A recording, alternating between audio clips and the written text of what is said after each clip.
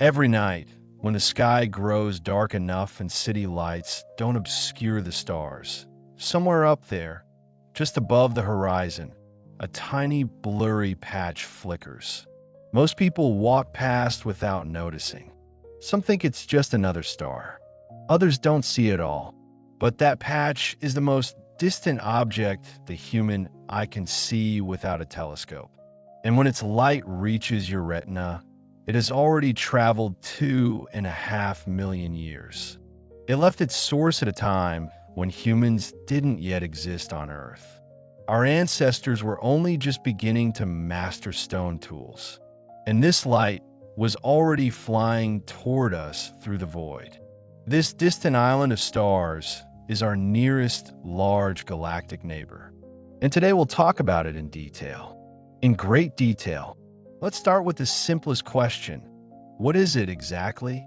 When astronomers of past centuries looked at the sky, they saw many blurry patches they called nebulae.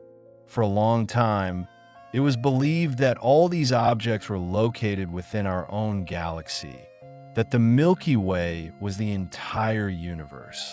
The debate continued for centuries. And only in the 1920s did American astronomer Edwin Hubble definitively prove that the nebula in the constellation Andromeda was not a gas cloud inside our stellar system, but a completely separate galaxy located unimaginably far from us. This discovery turned our entire understanding of the cosmos upside down. Suddenly, it became clear that the universe was billions of times larger than previously thought, that our Milky Way was just one of countless stellar islands scattered across a boundless ocean of space, and that the nearest large island to us lay at a distance of approximately 2.5 million light years. Let's try to comprehend this distance. A light year is the path light travels in 1 year, moving at nearly 300,000 kilometers per second. In 1 second, light circles the Earth 7.5 times. In 8 minutes, it reaches from the sun to our planet. In 4 years, it arrives at the nearest star, Proxima Centauri. And to our galactic neighbor, light travels 2.5 million years. If we could build a spacecraft capable of moving at the speed of modern interplanetary probes, about 60,000 kilometers per hour, it would take us 40 billion years to get there. That's 3 times longer than the age of the entire universe. And yet, by cosmic standards, this distance is laughably small.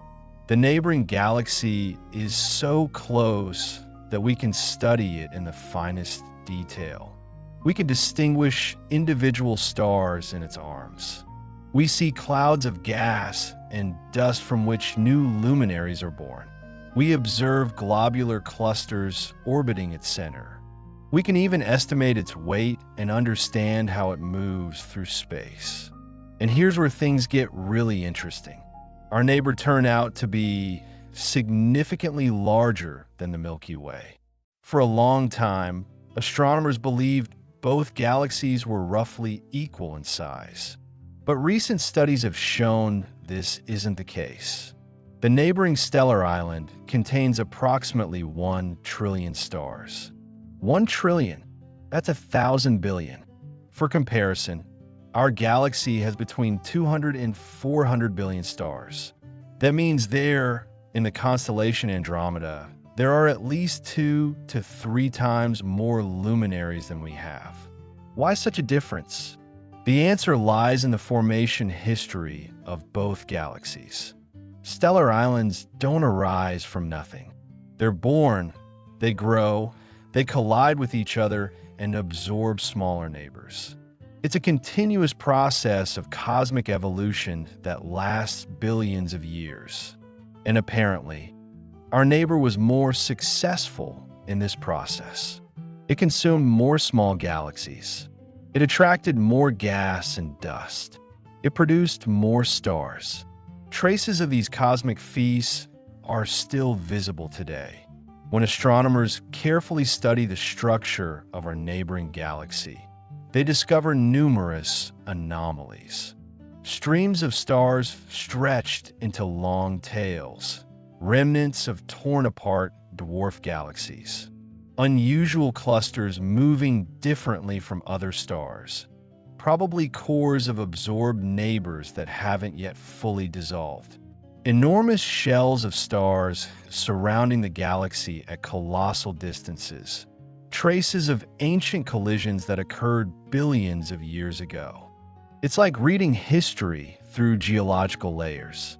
Every collision leaves its mark, and the more we study our neighbor, the more dramatic its biography appears. But size isn't everything. Let's look inside. What lies hidden in the heart of this giant stellar island?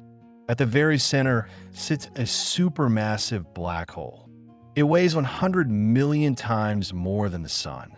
For comparison, the black hole at the center of the Milky Way weighs only 4 million solar masses. This means the central monster of our neighbor is 25 times more massive than ours. That's a colossal difference. A black hole doesn't emit light directly. That's why it's black. But matter falling onto it heats up to millions of degrees and emits powerful radiation. Right now, the central monster is relatively quiet.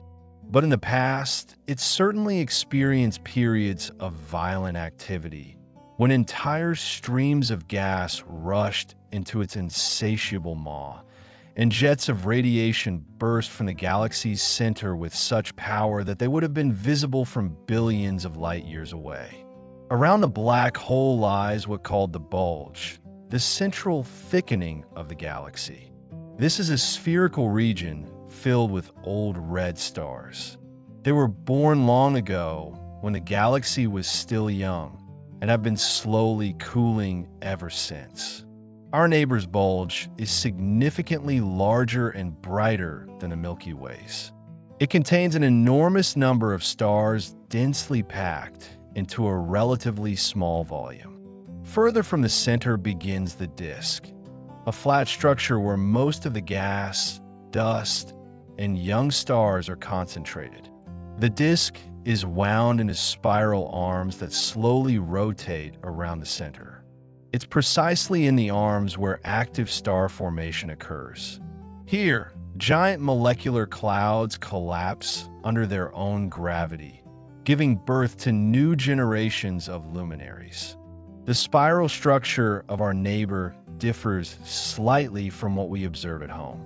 The Milky Way is a barred spiral galaxy. We have an elongated structure of stars at the center from which arms extend. But our neighboring island has either a very weak bar or none at all. However, its spiral arms are more clearly defined and form the classic picture you see in astronomy textbooks. Interestingly, the arms aren't static structures. Stars aren't bound to them forever. Arms are density waves that pass through the galaxy's disk like waves pass through water. Stars enter an arm, slow down slightly, spend some time there, then exit from the other side and continue on their way. But while they're inside the arm, their concentration increases and the arm becomes brighter. These density waves also compress gas and dust, stimulating the formation of new stars. That's why galaxy arms usually appear bluish. They're full of young, hot stars that shine brightly with blue light. Between the arms, older yellowish and reddish stars predominate. Besides the disk and bulge, our neighbor has another important structure, the halo. This is an enormous spherical shell surrounding the visible part of the galaxy. The halo consists of very old stars, globular clusters, and dark matter. We can't see dark matter directly, but we know it exists from its gravitational influence on visible objects. And here lies one of the greatest mysteries of modern astronomy. When scientists measure our neighbor's mass by the motion of stars and gas, they get a number on the order of 1.5 trillion solar masses. But when they count the mass of all visible matter, stars, gas, dust, they get a much smaller number. Where did the rest of the mass go? It exists in the form of dark matter. This is a mysterious substance that doesn't emit or absorb light, but possesses gravity. Dark matter forms an enormous, invisible cloud within which the visible galaxy floats. And this cloud extends much farther than the visible disk. By current estimates, our neighbor's dark matter halo reaches 2 million light-years in diameter. This means it almost touches the halo of our Milky Way. The two galaxies are already touching through their dark clouds. They've already begun interacting, even though their visible parts are still separated by an enormous distance.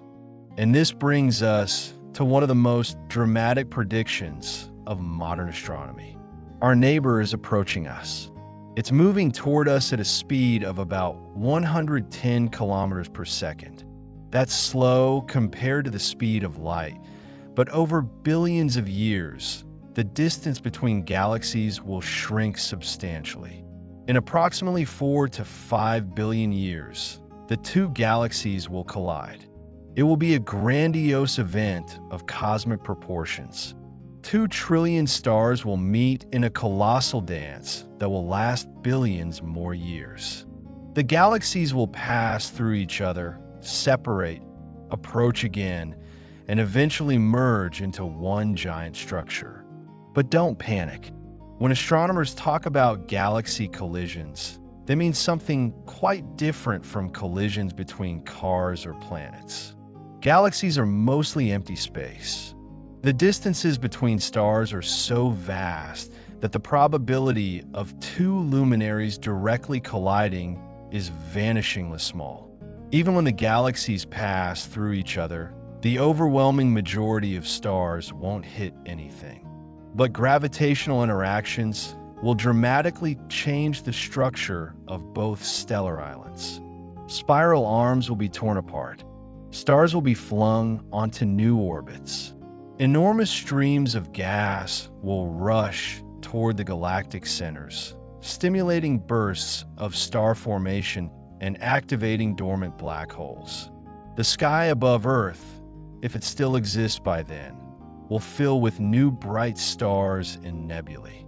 Eventually, the two spiral galaxies will merge into one giant elliptical galaxy.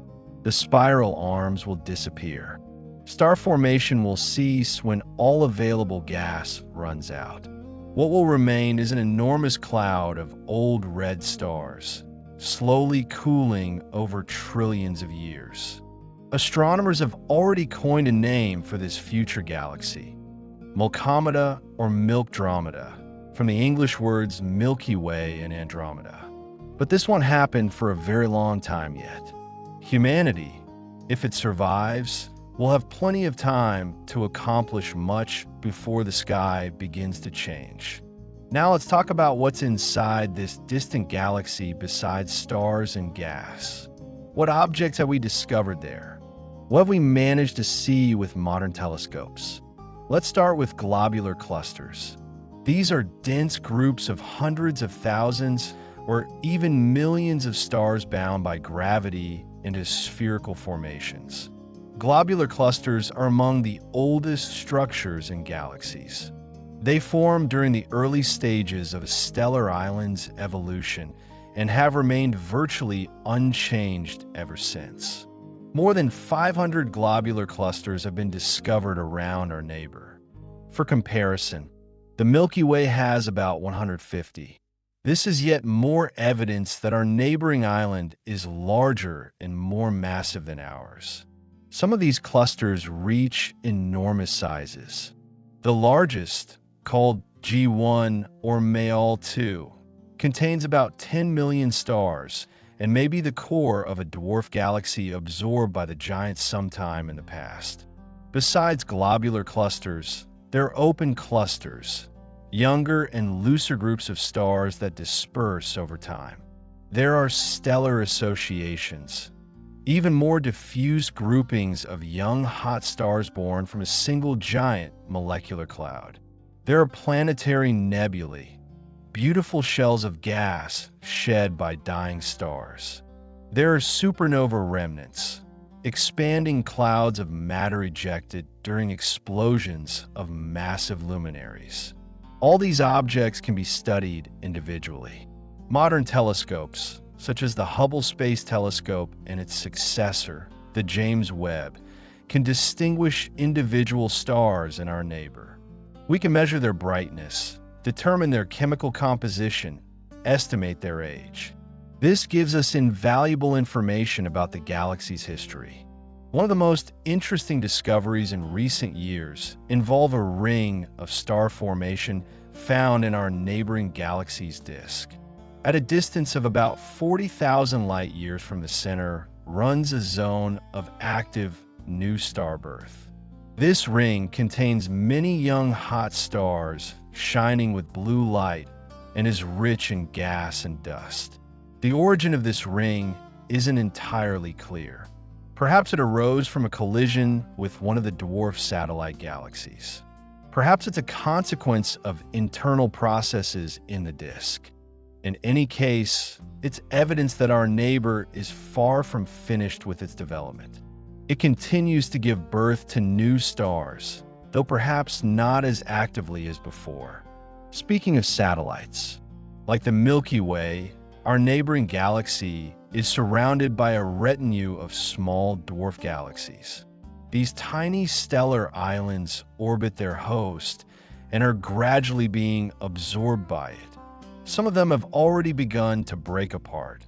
Their stars are being stretched into long streams by tidal forces. Among the satellites, M32 and M110 are particularly well known. Two dwarf galaxies visible in amateur photographs alongside the main disk. M32 is a compact elliptical galaxy with a dense core. It has approached its host so closely that it has probably already lost a significant portion of its outer layers. M110 is a more diffuse elliptical galaxy with an unusual dust lane, indicating recent star formation. In total, more than 30 satellite galaxies have been discovered around our neighbor. But there are certainly more. Small dim galaxies are very difficult to spot at such distances. New satellites continue to be discovered regularly. Now, let's move to one of the most exciting questions. Is there life there? The honest answer, we don't know. Moreover, we don't yet know how to check. The distance is too great for any known methods of searching for biological signatures. We can't study the atmospheres of planets in another galaxy. We can't send probes there. We can't even send a radio signal and hope to receive a response in our lifetime. A one-way journey would take 2.5 million years. But we can reason about probability. And here an exciting picture opens up. Our neighbor has 1 trillion stars. Even if only 1% of them have planetary systems, that's 10 billion systems. Even if only 1% of those systems contain a planet in the habitable zone, that's 100 million potentially habitable worlds. Even if life arose on only 1% of those, that's 1 million inhabited planets. And even if intelligent life developed on only 1% of those, that's 10,000 civilizations. Of course, all these percentages are pure speculation. We don't know how often life arises. We don't know how often it becomes intelligent. We don't know how long technological civilizations last. But even with very pessimistic estimates, our neighboring galaxy is so enormous that the probability of finding at least some life there seems fairly high. The question is different. If intelligent life exists there, why don't we hear it? This is the old Fermi paradox, but applied to a galactic scale. If advanced civilizations exist in our neighboring stellar island, existing for millions or billions of years, They could have created structures visible across intergalactic distances. They could have altered the spectra of their stars by harvesting energy. They could have sent powerful radio signals. They could even have colonized their entire galaxy, creating something like a galactic empire distinguishable from natural stellar islands. But we see nothing of the sort. Our neighboring galaxy looks completely natural. No signs of engineering activity on a cosmic scale. No suspicious signals. Just a trillion stars rotating around a common center. This can mean different things. Maybe life in the universe is extremely rare, and there really is no one there. Maybe intelligent life self-destructs before reaching an interstellar level. Maybe advanced civilizations exist, but behave so quietly that we don't notice them. Maybe we're simply looking in the wrong place for the wrong things. In any case, it remains an open question, and perhaps the most important question humanity has ever tried to answer. Now let's talk about why this distant galaxy can be seen with the naked eye. It seems almost incredible. An object located 2.5 million light years away is visible without any instruments. The answer lies in the enormous brightness of the source. Our neighboring stellar island contains 1 trillion stars. Each one emits light. All these streams of photons combine, creating a total luminosity equivalent to 25 billion suns. That's roughly twice as bright as our entire Milky Way. Of course, at such a distance, this colossal brightness is spread across the sky. We don't see individual stars. They merge into a hazy patch. But even this diffuse glow is intense enough to register on our retinas. There's another factor, angular size on the sky. Although most people perceive the galaxy as a small spot, it actually occupies an area of sky approximately 6 times larger than the full moon. It's just that the outer parts of the disk are so dim they're impossible to distinguish without a telescope. With the naked eye, only the bright central nucleus is visible. To see our neighbor, you need several conditions. First, a dark sky, away from city lights. Second, a clear moonless night. Third, the right time of year, in autumn and winter in the northern hemisphere. The galaxy is high above the horizon. Finding it is fairly simple. You need to locate the constellation Andromeda, a chain of stars positioned between Perseus and Pegasus. Just above the middle star of this chain is that hazy patch. At first it may be hard to notice, but once you find it, you'll never lose it again. People have observed this patch for millennia. The first written mention dates to the 10th century. Persian astronomer Abd al-Rahman al-Sufi described it as a small cloud. In subsequent centuries, European astronomers cataloged this object without understanding its true nature. And only in the 20th century did we finally realize we were looking at an entire universe in miniature, or rather, at a universe no smaller than our own. This realization had enormous philosophical significance. Suddenly, it became clear that we are not the center of creation, that our galaxy is just one of countless islands in an infinite ocean, that the universe is immeasurably larger and more diverse than anyone could have imagined. And every time you look at that small hazy patch in the autumn sky, you're taking a journey through time. You're seeing light that left its source 2.5 million years ago. You're looking into the past, into an era infinitely distant from everything we know. This is perhaps one of the most accessible and yet most profound cosmic experiences. Any person can step outside on a clear night, raise their eyes to the sky, and see light from another galaxy. No expensive equipment needed. No special knowledge required. Just look. Let's now delve into some more technical aspects. How do astronomers study our neighbor? What methods and instruments do they use? The main source of information is electromagnetic radiation. Stars and gas emit light across all ranges of the spectrum, from radio waves to gamma rays. Each range reveals something different. In visible light, we observe stars and light reflected by dust. We can distinguish the structure of spiral arms, see bright star-forming regions, study globular clusters, and individual bright stars. In the infrared range, warm dust becomes visible, dust that absorbs ultraviolet radiation from young stars and re-emits it as heat. Infrared observations allow us to see through dust clouds and observe what's hidden behind them. In the radio range, we detect neutral hydrogen, the main component of interstellar gas. Radio waves pass through dust without absorption, so radio observations provide the most complete picture of gas distribution in the galaxy. In the ultraviolet range, the hottest young stars shine brightly blue. UV observations show exactly where active star formation is occurring. In the X-ray range, neutron stars, black holes, hot gas and clusters, and other extreme objects are visible. X-ray observatories have helped study the supermassive black hole at the center of our neighboring galaxy.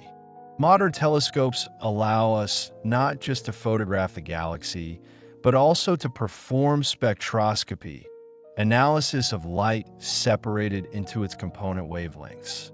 A star's or gas cloud spectrum contains an enormous amount of information: chemical composition, temperature, density, velocity along the line of sight. It was precisely spectroscopy that allowed Edwin Hubble to determine the distance to our neighbor. He used so-called Cepheids, variable stars whose brightness changes periodically. A Cepheid's pulsation period is directly related to its luminosity. By measuring the period and apparent brightness, one can calculate the distance. Since then, distance determination methods have greatly improved. Today, astronomers use many independent methods: Cepheids, type I supernovae, red giants at the tip of the red giant branch, planetary nebulae, and others. All give consistent results: 2.5 million light years. Another important method is measuring proper motion. Stars and galaxies don't stand still. They move through space. The component of motion along the line of sight is called radial velocity and is measured by the Doppler shift of spectral lines. The component perpendicular to the line of sight is called proper motion and is measured by changes in an object's position on the sky over time. For distant galaxies, proper motion is extremely small. They barely shift across the sky during a human lifetime. But modern space telescopes have achieved such precision that they can measure even these minuscule shifts. Data from the Gaia Space Observatory allowed the first precise determination of our neighbor's proper motion and confirmed that it is indeed approaching us. Measurements of the galaxy's rotation speed also provide crucial information. If you measure how fast gas and stars rotate around the center at different distances, you can construct a rotation curve. This curve is directly related to the mass distribution in the galaxy. And here a problem was discovered. Galaxy rotation curves don't match what should exist if all mass were concentrated in visible stars and gas. The outer regions rotate too fast. This can only mean one thing: there's additional mass there that we don't see. This is how dark matter was discovered. Our neighboring galaxy was one of the first where the dark matter problem was revealed so clearly. Today we know that dark matter makes up about 85% of all mass in the universe. It determines the structure of galaxies and galaxy clusters. Without it, stellar islands simply couldn't exist. Visible matter would fly apart in all directions. What dark matter actually is remains one of the greatest mysteries of modern physics. Many hypotheses exist: weakly interacting massive particles, axions, primordial black holes, and other exotic objects. But none of these hypotheses has yet been confirmed experimentally. Studying our neighboring galaxy may help solve this mystery. The distribution of dark matter within it can be mapped with high precision using gravitational lensing and the motion of satellite galaxies. Any deviations from standard models could point to the nature of this mysterious substance. Now let's talk about the history of discovery and study of our neighbor in more detail. As I mentioned, the first written description of this object belongs to Persian astronomer al-Sufi, who lived in the 10th century. He included this small cloud in his star catalog based on the works of ancient Greek astronomer Ptolemy. Interestingly, Ptolemy didn't mention this object, even though it's quite visible to the naked eye. Perhaps he simply didn't notice it. In European astronomy, the first telescopic observation was recorded in the early 17th century. German astronomer Simon Marius described the nebula in 1612, comparing it to the light of a candle seen through a horn plate. In the 18th century, French astronomer Charles Messier compiled a catalog of nebulous objects that could be mistaken for comets. The nebula in the constellation Andromeda received number 31 in his catalog, hence the designation M31, which is still used today. Throughout the 19th century, astronomers debated the nature of spiral nebulae. Some considered them gas clouds within the Milky Way. Others suspected they were distant island universes, a term that anticipated the modern concept of galaxies. The development of spectroscopy and photography provided new research tools. In 1888, Isaac Roberts obtained the first quality photograph of the nebula, showing its spiral structure. This strengthened suspicions that something bigger than a mere gas cloud was involved. In 1912, American astronomer Vesto Slipher measured the nebula's radial velocity and discovered it was approaching us at about 300 kilometers per second. This was one of the first measured velocities of nebulae, and a hint that they behaved as independent objects. Edwin Hubble put the final point on the debate in 1924. Using a powerful new telescope on Mount Wilson in California, he discovered individual Cepheids in the nebula and determined the distance from their periods. It turned out to be enormous, much larger than the size of the Milky Way. It became clear that the nebula was a separate galaxy comparable to our own. This discovery revolutionized astronomy. It expanded the known universe 1,000-fold and laid the foundation for modern cosmology. Hubble continued his research, discovering the expansion of the universe and establishing the foundations of extragalactic astronomy. Since then, the study of our neighbor has never ceased. Every new generation of telescopes has brought new discoveries. Radio astronomy allowed mapping the distribution of neutral hydrogen. Space telescopes revealed X-ray sources and ultraviolet star-forming regions. Infrared observatories uncovered the structure of dust clouds. In recent years, the Hubble Space Telescope has played an especially important role. It obtained unprecedentedly detailed images of individual stars in our neighboring galaxy's disk and halo. This data allowed reconstruction of the star formation history and understanding of when and how different structures formed.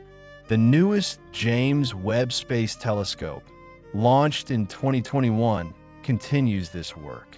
Its infrared capabilities allow study of the coldest and dimmest stars, as well as peering through dust veils impenetrable to visible light. One of the most interesting modern research programs is the FAT project, Panchromatic Hubble Andromeda Treasury. Under this project, the Hubble telescope conducted a detailed census of stars in 1/3 of our neighboring galaxy's disk. More than 100 million individual stars were cataloged, an unprecedented sample allowing study of stellar populations with previously unattainable statistical precision. Now let's discuss some more specific aspects of our neighbor's physics and structure. Let's start with star formation. As I mentioned, new stars are born from giant molecular clouds, collections of cold gas and dust where molecular hydrogen predominates over atomic hydrogen. These clouds can contain millions of solar masses of material and extend for hundreds of light years. When gravitational instability arises in a cloud, it begins to contract.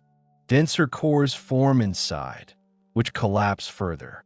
Temperature in the core's center rises, and eventually thermonuclear reactions ignite. A star is born. But stars rarely form alone.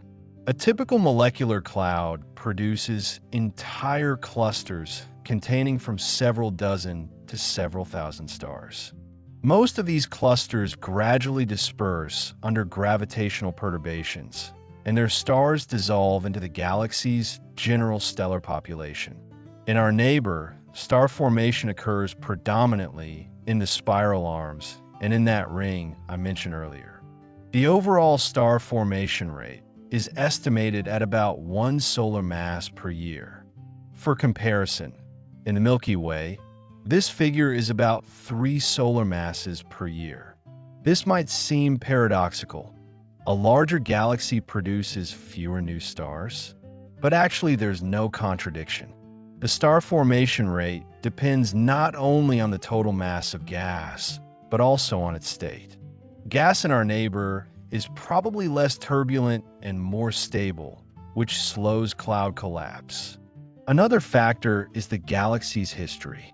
Perhaps our neighboring stellar island experienced its peak activity in the past and is now in a quieter phase.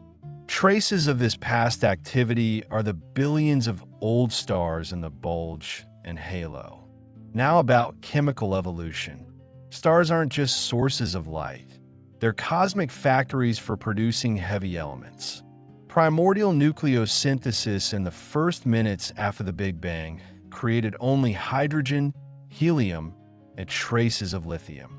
All other elements, from carbon to uranium, were synthesized in stellar interiors or during their explosions. When a massive star explodes as a supernova, it ejects heavy elements created in its core into surrounding space. These elements mix with interstellar gas and become part of the next generation of stars. Thus, the galaxy gradually becomes enriched with metals. Astronomers call all elements heavier than helium metals. By studying the chemical composition of stars of different ages in our neighbor, we can trace the history of chemical evolution. Old stars in the halo are metal poor. They formed when gas was still nearly primordial. Young stars in the disk are metal-rich. They inherited the products of billions of years of stellar nucleosynthesis. Metallicity distribution across the disk is also uneven. In central regions, where star formation proceeded most intensively, metallicity is higher. At the periphery, it's lower.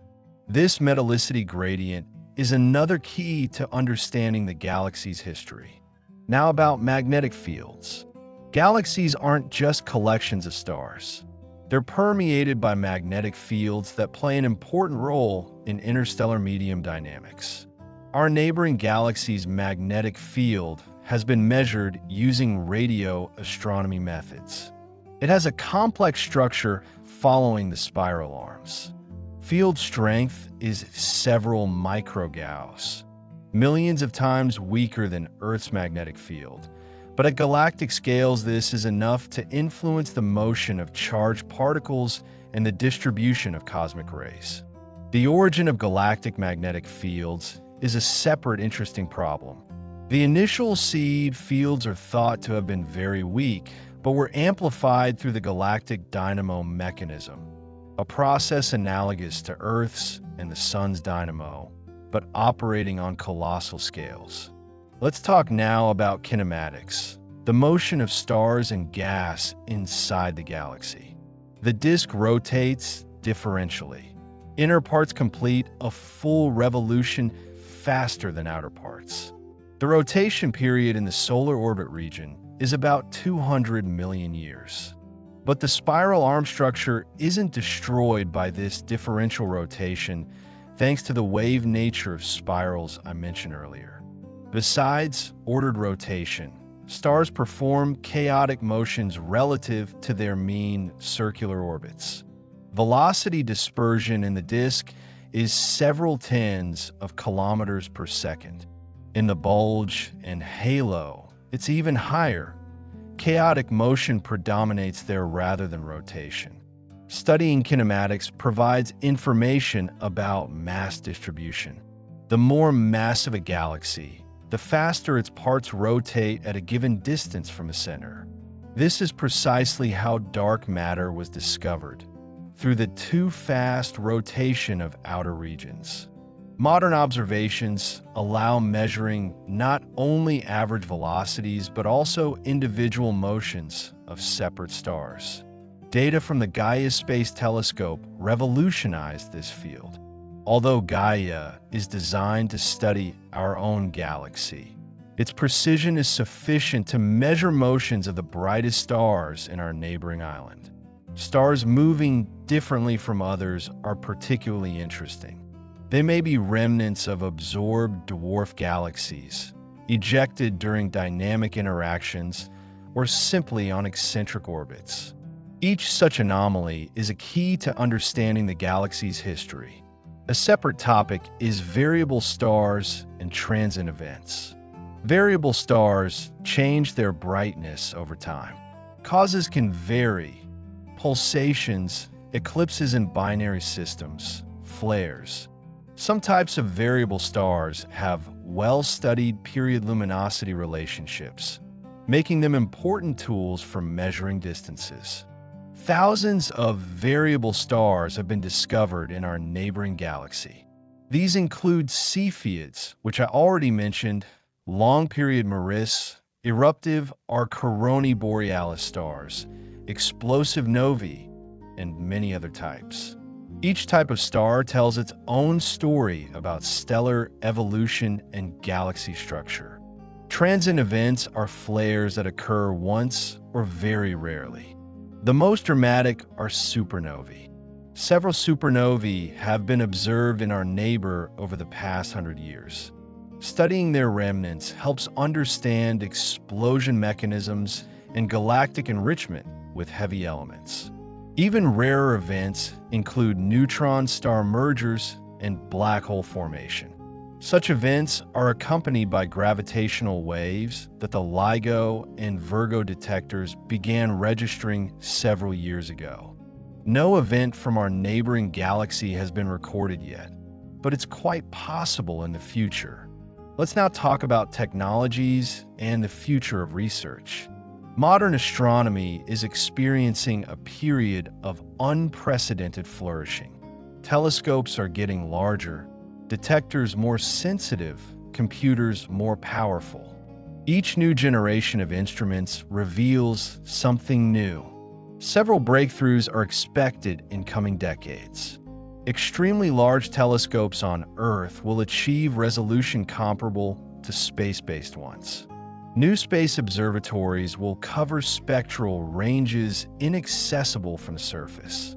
Gravitational wave detectors will become more sensitive and detect events from more distant regions of the universe. For studying our neighbor, this means unprecedented detail. we'll be able to distinguish not only individual stars, but stellar clusters, planetary nebulae, possibly even traces of circumstellar disks. We'll build complete catalogs of stellar populations, chemical composition, kinematics. But some things will remain inaccessible. We won't be able to see planets around individual stars. They're too small and dim. We won't be able to detect biosignatures. We won't be able to obtain detailed images of gas clouds and dust structures. Distance remains a fundamental limitation. Interstellar travel is science fiction, at least with known technologies. Intergalactic travel, even more so. Even if humanity survives for millions of years, it's unlikely to send probes to our neighboring galaxy, unless revolutionary discoveries change the rules of the game. But even remote study brings an enormous amount of knowledge. Every photon reaching our telescopes carries information. We've learned to extract this information with remarkable efficiency, and we'll continue learning. Let's now take stock. Our neighboring galaxy is the largest nearby stellar island, containing about 1 trillion stars. It lies at a distance of 2.5 million light-years and is visible to the naked eye as a hazy patch in the constellation Andromeda. It's larger than our Milky Way. It contains more stars, has a more massive black hole at its center, and is surrounded by a greater number of globular clusters and satellite galaxies. But in total mass, including dark matter, the galaxies are comparable. Our neighbor is approaching us, and in 4 to 5 billion years will collide with the Milky Way. The galaxies will merge into one giant elliptical system. Inside the galaxy, the same processes occur as at home. Star formation in spiral arms, stellar evolution, supernova explosions, enrichment of the interstellar medium with heavy elements. This confirms the universality of physical laws. We don't know if there's life there. Statistically, it's likely, but there's no direct evidence and none is expected in the foreseeable future. Study of our neighboring galaxy continues and brings new discoveries. Each generation of telescopes reveals new details. The galaxy's history is gradually being reconstructed through stellar populations and dynamical traces.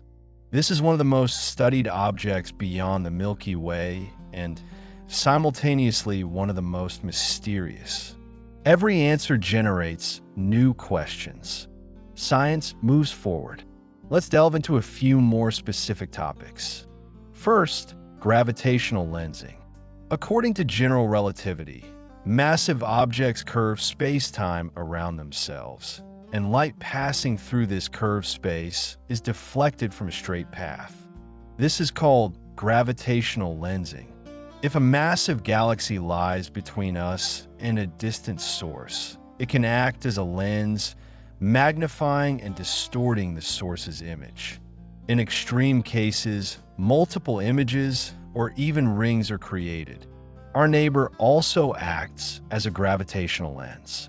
Even more distant galaxies lie behind it, and their light is distorted by our neighbor's gravity. By studying these distortions, we can map the mass distribution, including dark matter. The effect is weak but statistically measurable. One must analyze the shapes of thousands of background galaxies and identify systematic distortions. This method is called weak lensing and is widely used in modern cosmology. For our neighbor, weak lensing confirms the presence of a massive dark matter halo extending far beyond the visible disk. This is independent confirmation of dark matter's existence, unrelated to stellar kinematics. Second topic, pulsars and fast radio bursts. Pulsars are rotating neutron stars emitting beams of radio emission like a lighthouse. When the beam passes through Earth, we register a pulse. Pulsar periods range from milliseconds to seconds. Several pulsars have been discovered in our neighbor, though most are too distant and faint for reliable detection. Studying pulsars provides information about magnetic fields, interstellar medium density, and gravitational potential. Fast radio bursts are mysterious millisecond pulses of radio emission of cosmic origin. Their nature isn't fully understood, though a connection with magnetars is assumed. If such a burst occurred in our neighboring galaxy, it could be localized and studied in detail. Third topic, ultra-diffuse galaxies. Among our neighbor's satellites are so-called ultra-diffuse galaxies, systems comparable in size to the Milky Way, but containing thousands of times fewer stars. They're so sparse, they're almost invisible in ordinary images. The origin of ultra-diffuse galaxies is a mystery. Perhaps they're failed galaxies that lost most of their gas before they could form many stars. Perhaps they're remnants of tidal interactions. Studying such objects around our neighbor may help understand their nature. Fourth topic, stellar streams. When a dwarf galaxy approaches its host too closely, tidal forces begin tearing it apart. Stars are stretched into long streams following the satellite's orbit. Over time, the satellite is completely destroyed, leaving only a stream of stars marking its former path. Many such streams have been discovered in our neighbor's halo. Each is a trace of a past merger, a galactic skeleton in the closet.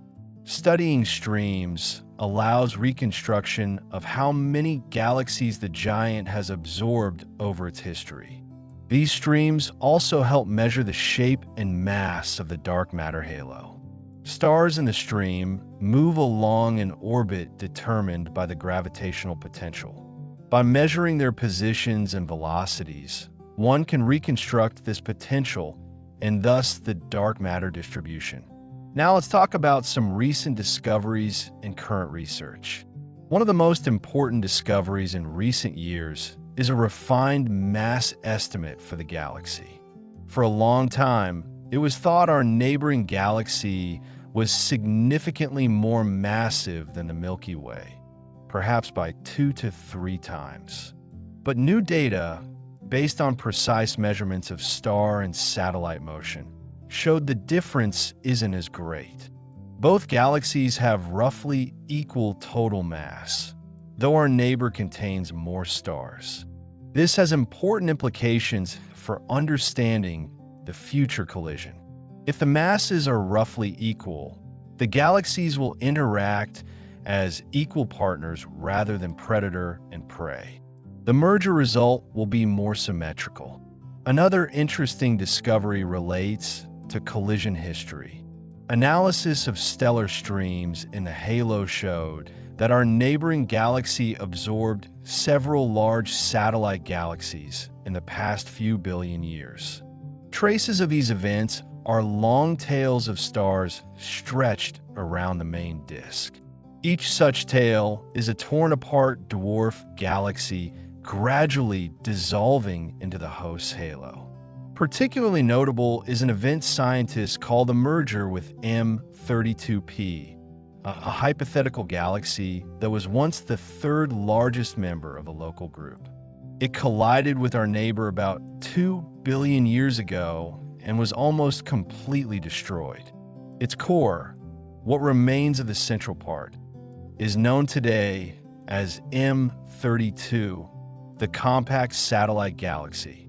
This story shows how dynamic a galaxy's life can be. They don't just exist, they actively interact, absorb each other, change shape. Our neighbor is the result of billions of years of cosmic evolution, and it continues evolving right now. Another recent discovery is detailed mapping of the magnetic field. It turned out that magnetic lines follow the spiral arms, but there are also more complex structures in the central regions. Understanding magnetic fields is important for explaining the distribution of cosmic rays and interstellar gas. Gas studies have shown that the galaxy contains significant reserves of neutral and molecular hydrogen, sufficient to sustain star formation for billions more years.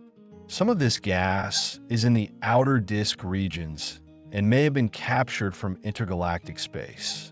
Study of globular clusters has revealed several populations of different ages and origins.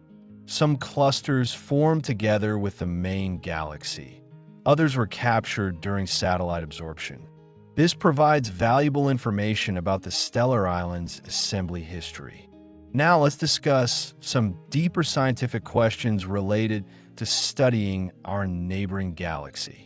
One such question is the cosmic distance ladder problem. To measure distances to distant objects, astronomers use a sequence of methods, each calibrated by the previous one. Cepheids in our neighboring galaxy are one of the key links in this chain. The accuracy of measuring the distance to it affects the accuracy of the Hubble constant, the expansion rate of the universe. In recent years, tension has arisen between different ways of measuring the Hubble constant. Direct measurements using Cepheids and supernovae give one value, while cosmological measurements based on the cosmic microwave background give another. The difference is a few percent, but it's statistically significant and may indicate new physics. Our neighboring galaxy plays a central role in resolving this contradiction. Any systematic error in determining the distance to it propagates to all subsequent links in the ladder. Therefore, astronomers continue refining measurement methods and seeking independent calibration methods. Another deep question is the nature of dark matter. As I said, our neighboring galaxy is an excellent laboratory for studying it. But so far, all observations are consistent with the standard cold dark matter model. This is good for the model, but disappointing for researchers hoping to discover anomalies pointing to its nature. Alternative theories exist that reject dark matter's existence entirely. According to them, observed effects are explained by modification of gravity laws on large scales. Our neighboring galaxy is a good place to test such theories since it allows studying gravity at different distances from the center. The question of galaxy formation is another fundamental problem. How did such complex structures as spiral galaxies form from nearly uniform primordial gas? Numerical simulations reproduce the general picture, but details remain unclear. Studying our neighbor's formation history through its stellar populations helps test models. A related question is the origin of spiral arms. Why do they exist? What maintains them? Several competing theories exist: density waves, tidal interactions, self-sustaining structures. Detailed observations of spiral structure in our neighboring galaxy help distinguish between these theories. Finally, the question of typicality of our galaxy and its neighbor. How representative are they of spiral galaxies in general? Is there anything special about them, or are they standard representatives of their class? The answer is important for extrapolating our knowledge to more distant galaxies that can't be studied in such detail. Current data indicate that both galaxies are fairly typical. They're neither too massive nor too light. Their chemical composition and star formation history are within normal range. This is encouraging. We can hope that conclusions drawn from studying them apply to most spiral galaxies. Now let's think about the philosophical implications of what we know about our neighboring galaxy. First, and most obvious, is scale. We live on a tiny planet orbiting an ordinary star at the edge of an ordinary galaxy. Nearby is another galaxy, even larger than ours, containing 1 trillion similar stars. And beyond, it are billions of other galaxies stretching to the horizon of the observable universe. This knowledge is a relatively new acquisition for humanity. Just 100 years ago, people didn't know galaxies existed. Our great-grandparents lived in an entirely different cosmological context. In just a few generations, our understanding of the universe has expanded billionfold. Second is the universality of natural laws. The same physical processes occurring on Earth occur in another galaxy. The same elements, the same molecules, the same reactions. This gives hope that life, if it exists there, might be based on similar chemistry. Third is dynamism. Galaxies aren't eternal and unchanging. They're born, evolve, collide, die. In billions of years, our galaxy and our neighbor will merge into one. In trillions more years, the last stars will go out. The cosmos is in constant change, though to human eyes it seems frozen. Fourth is our loneliness. Despite billions of stars around us, we've received not a single signal from another intelligence. Perhaps we really are alone. Perhaps intelligent life is the rarest phenomenon in the universe. This places enormous responsibility for preserving the only intelligence we know. Fifth is perspective. Looking at another galaxy, we see light that left it millions of years ago. We're looking into the past. If observers exist there, they see our galaxy as it was millions of years ago before humans appeared. The cosmos is a time machine, and distance is time. These reflections may seem abstract, far from everyday life, but they shape our worldview, influence our values, define our place in the cosmos. Knowledge about our neighboring galaxy is knowledge about ourselves. And with that, let me conclude. We've journeyed from a hazy patch in the night sky to a trillion stars, a supermassive black hole, spiral arms, and dark matter. We learned that this distant island is our nearest large neighbor, that it's bigger than our home, that it's approaching us and will one day merge with the Milky Way in a grandiose cosmic dance. We talked about stars being born and dying there, about gas and dust from which they form, about globular clusters preserving memory of the earliest epochs, about dwarf satellite galaxies gradually being absorbed by the giant, about the mystery of dark matter and the possibility, though unprovable, of life among this trillion worlds. And all of this in an object any person can see with their own eyes on a clear night. Just step away from city lights, find the constellation Andromeda, and look just above the middle star in the chain. There, in that tiny, blurry glow, hides an entire universe as complex and rich as our own. The light you'll see has traveled to you for 2.5 million years. It's older than humanity. It remembers times when our ancestors didn't yet exist. And when you look at this patch, you're literally peering into the past, into an era infinitely distant from everything we know. This is perhaps the main miracle of astronomy, the ability to touch infinity without leaving your own backyard, the ability to see another world, not metaphorically, but in the most literal sense, the ability to feel yourself part of something unimaginably vast. Our neighbor will be there tomorrow, and a year from now, and 1,000,000 years hence. It will slowly approach until it finally meets us in the distant future. And for now, it waits for you to raise your eyes and look at it. Thank you for joining me on this journey.